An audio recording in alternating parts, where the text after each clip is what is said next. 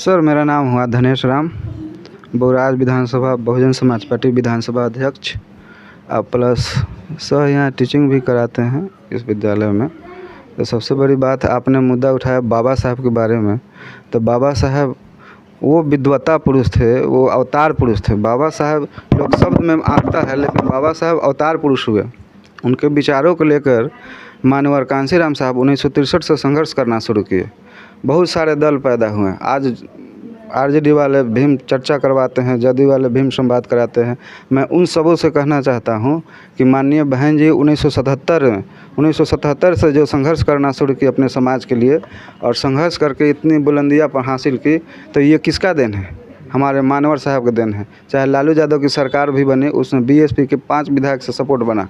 आज जय भीम बोलने वाला 20 हो रहा है, बहुत पार्टी बोलता है।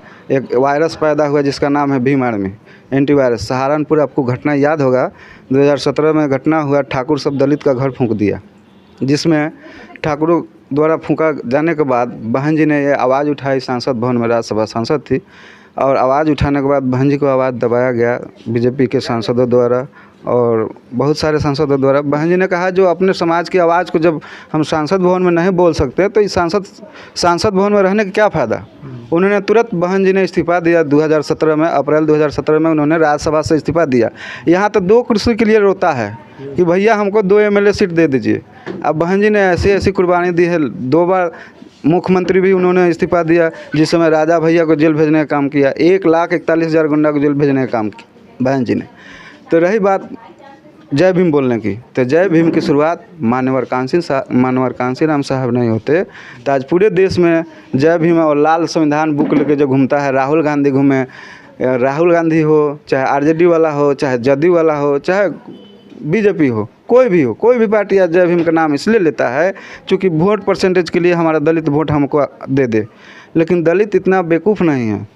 यहाँ जो है सब सत्ता के लोभी है। मानवर साहब कहें कि हुक्मरान बनो समाज को, जैसे आपने कहा कि हम समाज को एकजुटता कर रहे हैं वैश्य समाज के लिए, लेकिन इतना दिन से कहाँ थे सोए हुए? इतना दिन से कहाँ सोए हुए थे? जय भीम बोलने का अगर आदत लग गया तो जय भीम बोलने का आदत मानवर साहब की देन है, नहीं तो बाबा साहब के विचारों को मार दिया गया था। आज जय भीम बोलने वाला लोग पैदा हुआ है, भीम आर्मी है, जय भीम बोलती है, लेकिन वोट के समय आता है तो पंडित चिराग पासवान के साथ चल जाता है। तो कहावत है, चुने चुनाए बिक जाते हैं 25-50 खोखे में, और चुनने वाली जनता रह जाती है 5 किलो के धोखे में। जनता गुमराह नहीं होने वाली है। हम लोग बहुजन समाज से जुड़े हुए हैं लोग हैं, अब बहुजन समाज पार्टी के समर्पित करके आता है और हमेशा रहेंगे। जय भीम, साधुवाद। बिहार में पिछले 35 सालों से समाजवाद है।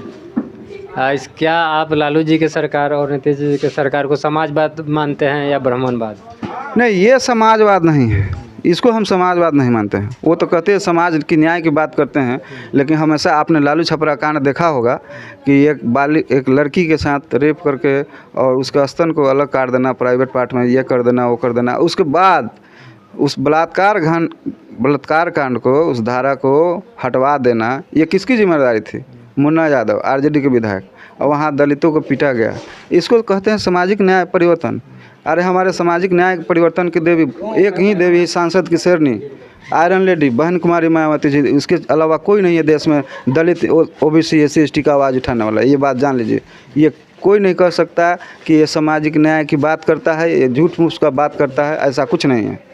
तो क्या आप चाहते हैं कि जो 35 सालों से लालू जी और नीतीश जी की सरकार है, सरकार को हटा करके ब्राह्मणवाद लाना? ब्राह्मणवाद क्या लाना है? ब्राह्मणवाद को कहाँ से लाएंगे हम लोग? ब्राह्मणवाद को हम नहीं लाते हैं। हम लोग अम्बेडकरवाद को मानते हैं भैया। ब्राह्मणवाद कहाँ से आ गया? ये लोग अम्बेडकरवादी नहीं है क्या? के ये जो अभी लालू जी और नीतीश? लालू जी अम्बेडकरवाद नहीं है। अम्बेडकरवाद होते लालू जी तो बाबा साहब की तस्वीर पैरों तले रखता। आपने देखा होगा तस्वीर में गुलदस्ता एक आदमी लेके गया, बाबा साहब की तस्वीर बगल में पैर के नीचे रखवा दिया।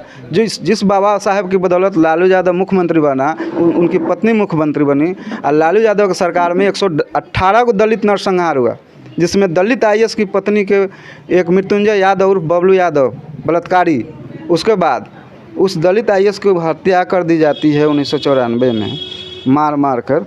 किसके द्वारा होता है? और उसी को नेता बना दिया जाता है।